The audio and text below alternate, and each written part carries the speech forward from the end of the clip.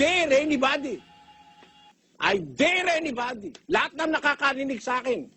Kung kayo'y mas matalino at mas alam nyo ang totoo, ba't hindi kayo mangaral? Wala ba kayong pagmamahal sa inyong mga anak at mga asawa at mga kamag-anak at kababayan? Kung ikaw ang nakakaintindi ng Biblia, ba't hindi ka tumayo para ipangaral mo ang totoo sa ikaliligtas ng mga tao? Kaya ang hirap din ng mga iba nagdudulong-dulungan eh. No? Akala mo ang karurunong na nila. Akala mo alam na nila ang buong katotohanan. Pero I dare anybody. I dare anybody. Lahat na nakakarinig sa akin. Kung kayo'y mas matalino at mas alam nyo ang totoo, ba't hindi kayo mangaral? Wala ba kayong pagmamahal sa inyong mga anak at mga asawa at mga kamag-anak at kababayan? Kung ikaw ang nakakaintindi ng Biblia, ba't hindi ka tumayo para ipangaral mo ang totoo sa ikaliligtas ng mga tao?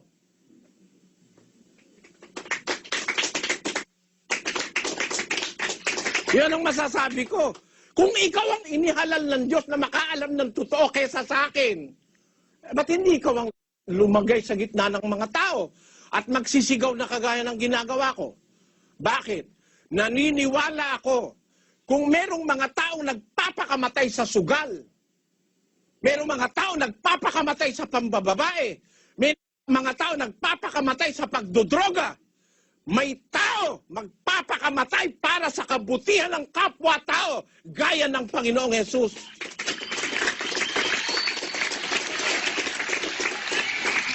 Pero kung magdudulong-dulungan kayo, papalitan nyo yung sinasabi ng Biblia, hindi ako papayag doon.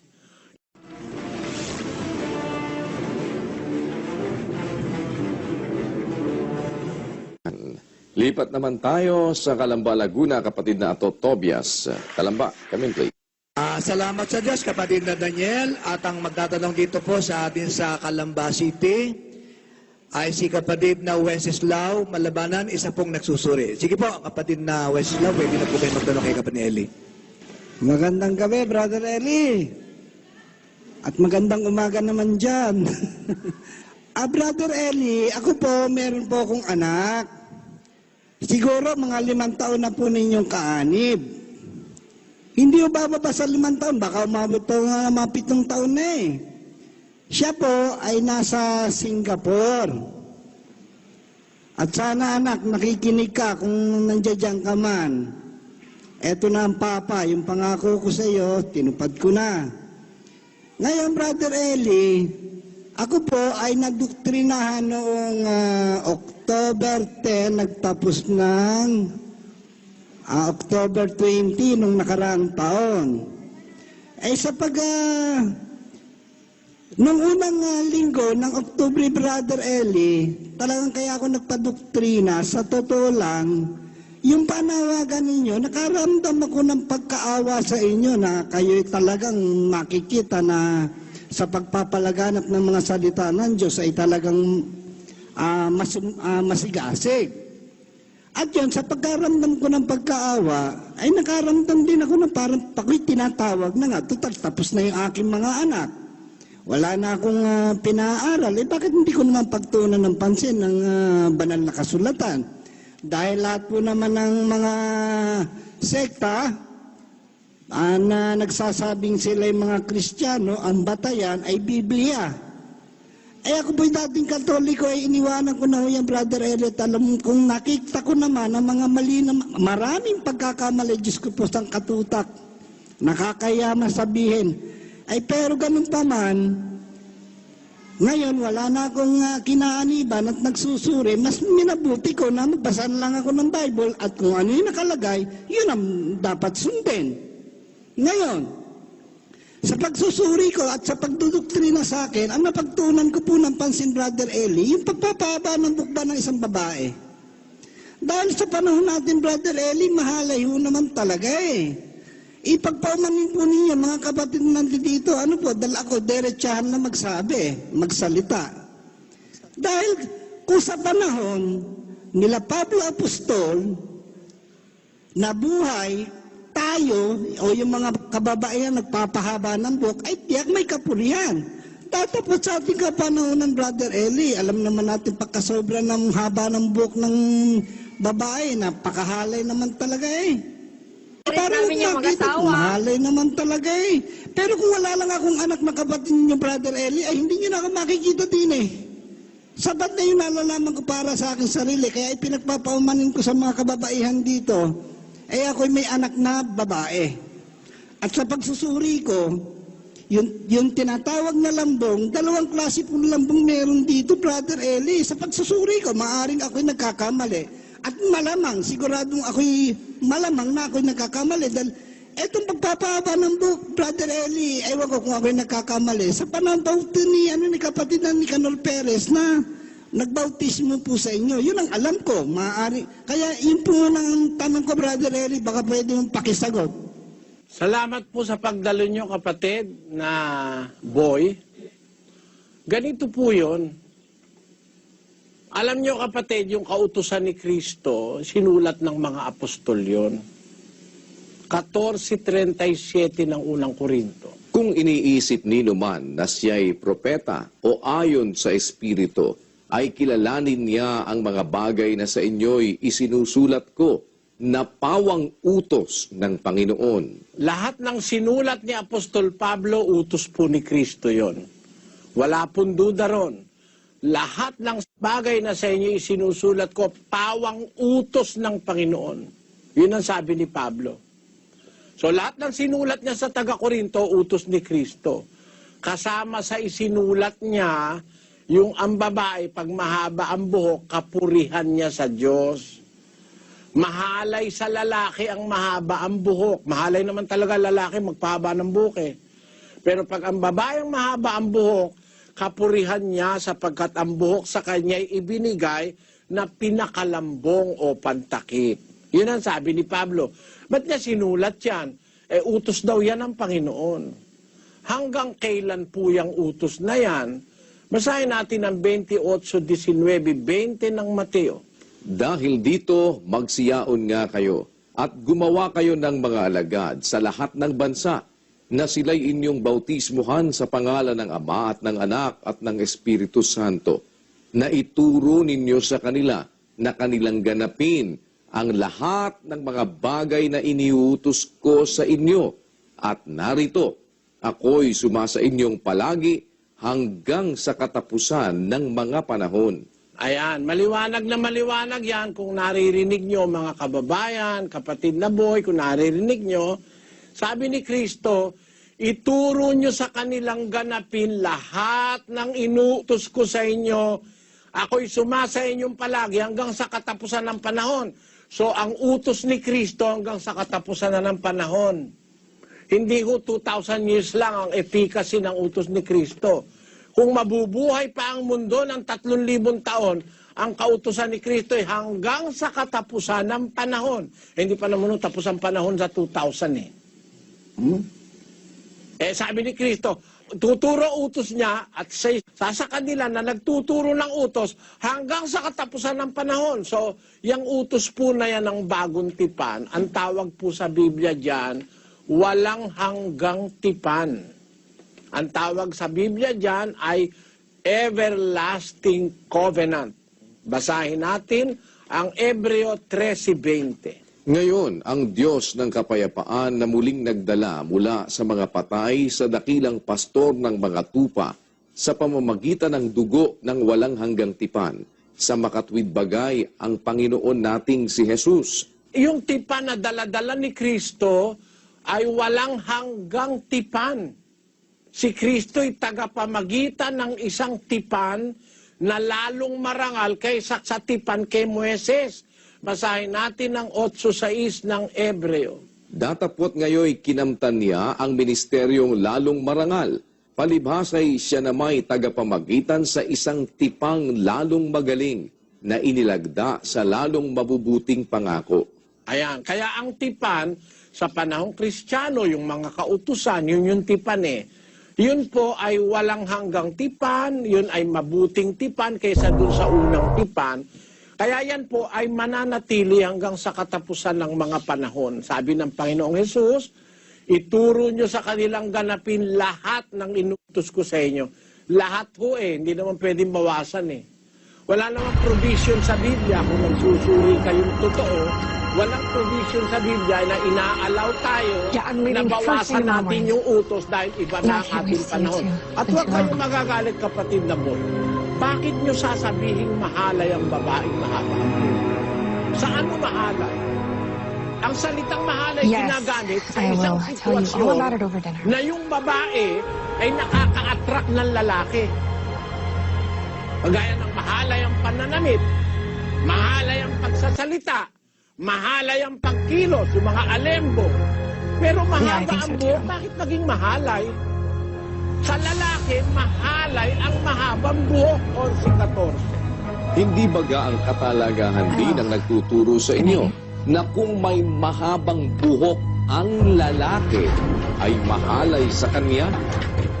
Datapwat, kung ang babae ang may mahabang buhok ay isang kapurihan niya sapagkat ang buhok sa kanya ay ibinigay na pinakalambong. Yan ho ang salita ng Diyos.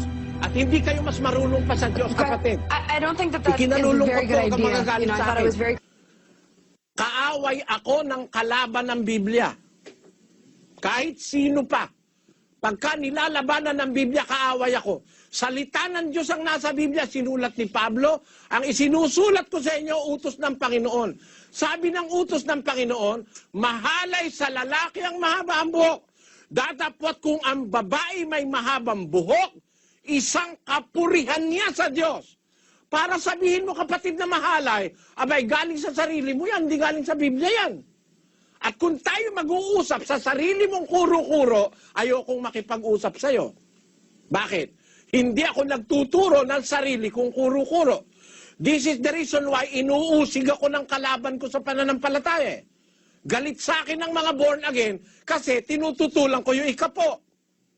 Ngayon, kung magagalit ka rin sa akin, dahil pinaiiral mo sarili mong kuro-kuro, hindi bale, mag-away tayo, hindi naman kita aatrasan eh. Ang sabi ng Diyos ko na pinaniniwalaan ko, mahalay ang lalaki, mahaba ang buhok. Pero pag ang babae may mahabang buhok, isang kapurihan niya. Sabi ng Diyos yon. Tapos sasabihin mo, mahalay, ay nilalabanan mo yung Diyos ko. Away tayo, payag ako. Hindi ako papayag na baguhin mo yung nakasulat sa Biblia, kapatid. Kahit sino ka pa. Kahit magalit ang buong lahi mo sa akin, hindi ako papayag na baguhin mo yung nababasa kong salita ng Diyos sa Biblia. Dahil iginagalang ko yung Diyos na kinikilala ko. Yung salita niya ay yun ang totoo para sa akin. Makakarinig ako ng lalaban doon, hindi ako papayag. Lalabanan ko kayo ng diskusyon kahit magpatong-patong kayong lahat. Yan ang aking prinsipyo. Ganon ako kung magsalita, pero wala akong galit sa kapwa. Kailangan lang maipaintindi ko sa kapwa-tao na, halimbawa, sabi nung isa, kaya kailangan tayo magsisi. Tama yun, kapatid. Kailan ka magsisisi? Sa bautismo. Hindi naman araw-araw magsisi ka eh. 2:38. Pakinggan nyo sa gawa. At sinabi sa kanila ni Pedro, mangagsisi kayo at mangagbautismo ang bawat isa sa inyo sa pangalan ni Hesukristo sa ikapagpapatawad ng inyong mga kasalanan at tatanggapin ninyo ang kaloob ng Espiritu Santo. Ayan. Halimbawa, nagsisisi ka, sabi ni Pedro, magsisi kayo, magbautismo kayo. Tatanggapin nyo ang kaloob ng Espiritu Santo.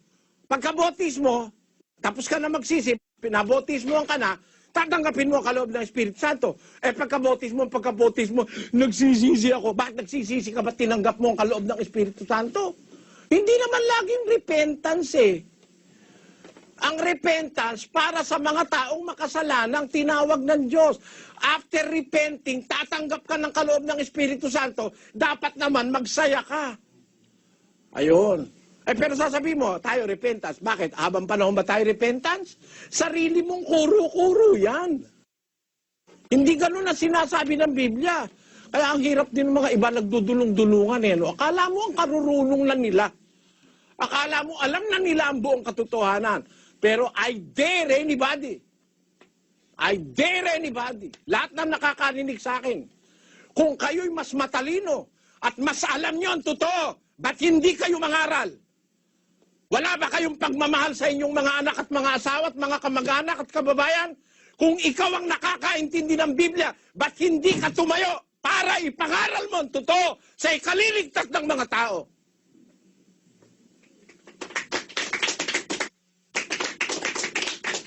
Yan ang masasabi ko.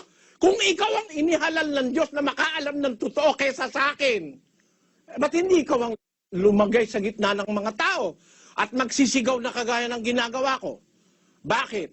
Naniniwala ako kung merong mga taong nagpapakamatay sa sugal, merong mga taong nagpapakamatay sa pambababae, may mga taong nagpapakamatay sa pagdodroga, may tao magpapakamatay para sa kabutihan ng kapwa-tao gaya ng Panginoong Hesus.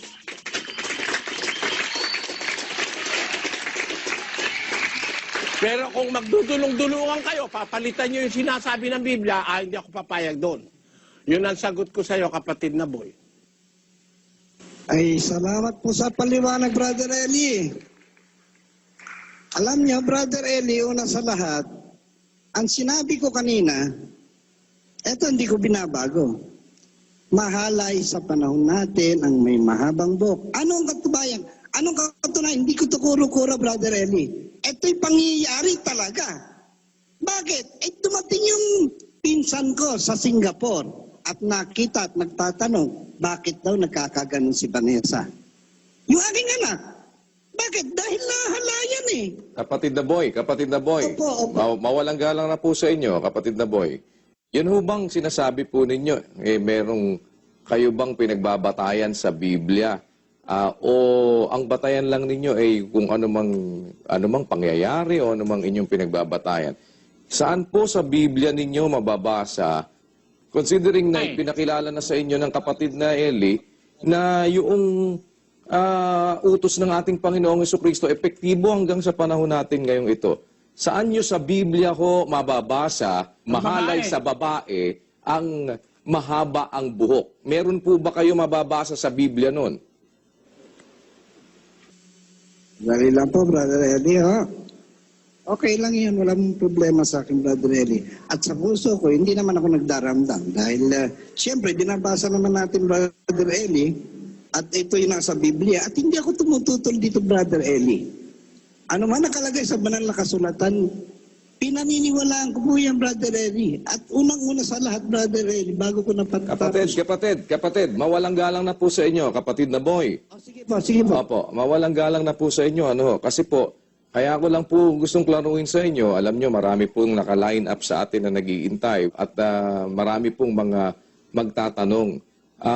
Hindi ko po maintindihan kung gusto nyo ba makipagdebate o kung papaano. Kaya po, ang batayan po kasi ito po'y Bible exposition. Ang atin pong pinag-uusapan, kung alam ninyo ang programa ng kapatid na Eli, itanong mo kay Soriano, Biblia ang sasagot. Ngayon, meron ho kayong sinasabi.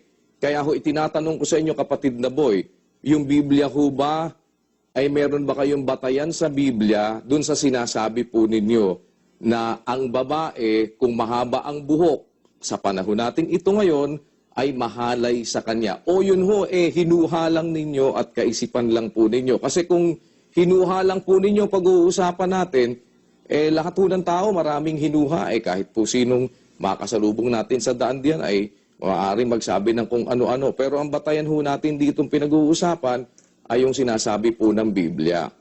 Meron po ba, kapatid na boy? Simple lang po yun. Meron po o wala? Ano po ba ang sagot doon? Ito po, Brother Daniel, sa panahon din po nila ni Pablo Apostol, isinulat ito sa panahon ni Pablo Apostol sa mga taga-Korinto. Sa 6 po, Brother Daniel, sapagkat kung ang babae ay walang lambong, ay pagupit naman. Ngunit kung kayaya sa babae ang pagupit o paahit, ay maglambong siya. Eto, Brother Eli, kasi Kapatid. medyo opo. Kapatid. Opo. Opo. Ano po ba ang sabi dyan? Kahiya-hiya po ba sa babae ang pagupit o hindi?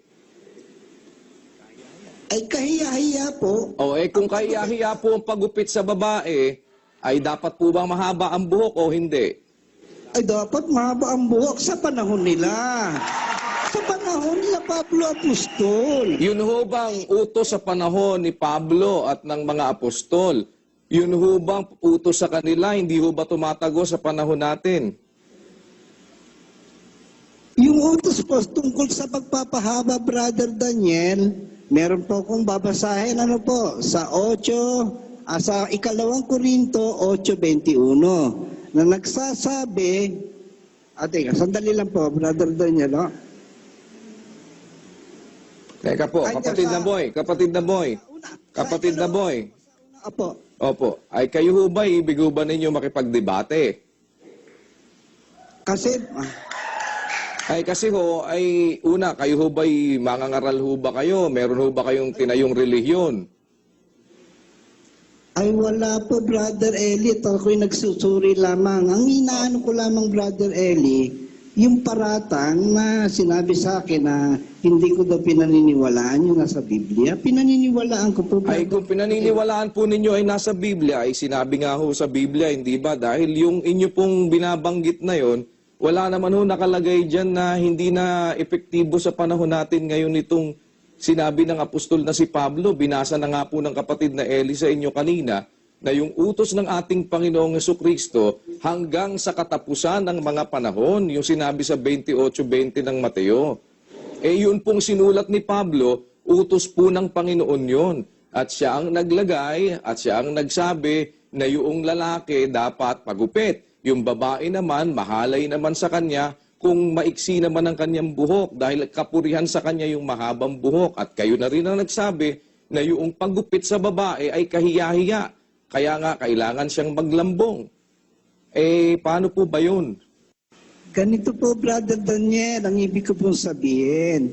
Eto, magmula itong Kapitulo 11 hanggang sa magtatapos po, ito po isinulat sa panahon nila Pablo Apostol, doon po sa mga taga-Korinto. Hindi po ang una nakatanggap nito ay mga Pilipino.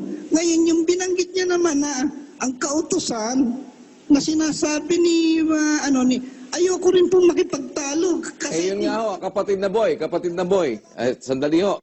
Ay ipipilit ninyo yung gusto ninyo, ay wala naman kayong mabasang batayan sa Biblia. Sasabihin niyo hindi sa Pilipino ibinigay, ay naturalmente, yan ho ibinigay sa mga apostol. Pero it does not follow na hindi naman kasama ang mga Pilipino dyan dahil tayo ho'y mga hintil. Kung ibig ho ninyo ng pakikipag-debate, kung gusto niyo makipag-debate sa kapatid na Eli, hindi po ito ang tamang panahon, kapatid na boy. Dahil marami pong nakaabang. Ako humihingi ng indulgence sa inyo bilang mediator po ng programa na ito ngayon. At dahil ang kapatid na Eli ibig hong makapagsilbi sa ating mga kababayan, ang dami pa hong naka-line up na magtatanong. Hindi ko man ho ibig, puputulin ko na itong pakikipag-usap sa inyo ng ganito dahil sa hindi naman ninyo tinatanggap yung sinasabi ng Biblia. At wala naman kayo maipakitang batayan na sa Biblia ay ipinagbabawal o mahalay sa babae ang mahaba ang buhok. Wala ho nun At kahit na ho, pagbalik-balik na rin ninyo yan, batay sa nadinig namin sa kapatid na Eli, wala ho kayo maipapakita na ang babae, kung mahaba ang buhok, ay mahalay sa kanya sa utos ng ating Panginoong Hesukristo. Wala po nun. At pag may nabasa ho kayong mahalay sa babae, ang mahaba ang buhok sa utos ng ating Panginoong Hesukristo, ay ako ho ang unang aalis dito sa pagsasama-samang ito. Maniwala po kayo. Salamat po, kapatid na boy. Kaya nga ho, let's just get it straight. Maraming salamat po, kapatid na boy. Bawal ho ang pikon.